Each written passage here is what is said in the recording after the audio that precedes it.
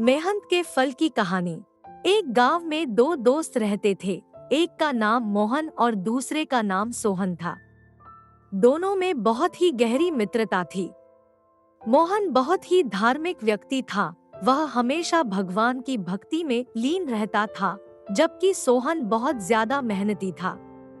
एक बार दोनों ने 1 बीघा जमीन लेकर उसमें फसल उगाने के बारे में सोचा, जिसके बाद वह एक अच्छा सा घर बनाना चाहते थे।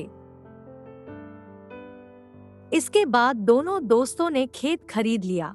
सोहन दिन रात खेत में मेहनत करता और मोहन मंदिर में बैठकर फसल अच्छी होने के लिए भगवान से प्रार्थना किया करता। इसी तरह से समय बीतता गया और कुछ दिन बाद फसल पक गई।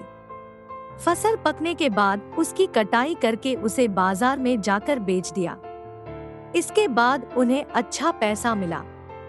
इस पर सोहन ने कहा कि इसमें से मेरा ज्यादा हिस्सा है, क्योंकि मैंने दिन रात एक करके खेत को खाद पानी देकर फसल उगाई है। लेकिन यह बात सुनकर मोहन गुस्सा हो जाता है और कहने लगता है कि धन का ज्यादा हिस्सा मुझे मिलना चाहिए, क्योंकि मैंने अपने खेत में अच्छी फसल होने के लिए भगवान से प्रार्थना की है। और जब तक भगवान की मर्जी ना हो तब तक कोई भी कुछ नहीं कर सकता है। दोनों इसी बात को लेकर लड़ने लगे। अब यह बात गांव के मुखिया तक पहुंच गई। गांव के मुखिया ने सारी बात सुनने के बाद एक फैसला किया। मुखिया ने दोनों दोस्तों को चावलों की एक एक बोरी दी, जिसमें चावलों के बिच छोटे छोटे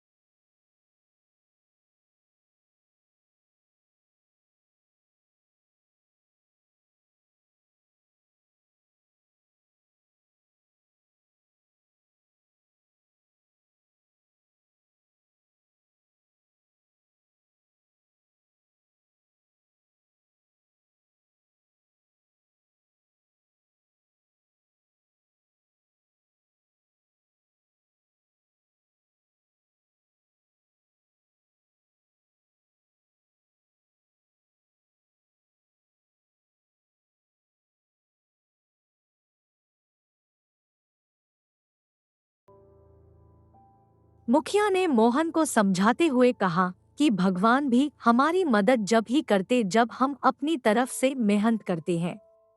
यह बात समझाते हुए मुखिया ने फसल का ज्यादा धन सोहन को दे दिया। इसके बाद से मोहन भी सोहन के साथ खेत में मन लगाकर मेहनत करने लगा। इस बार इनके खेत में और भी ज्यादा अच्छी फसल हुई।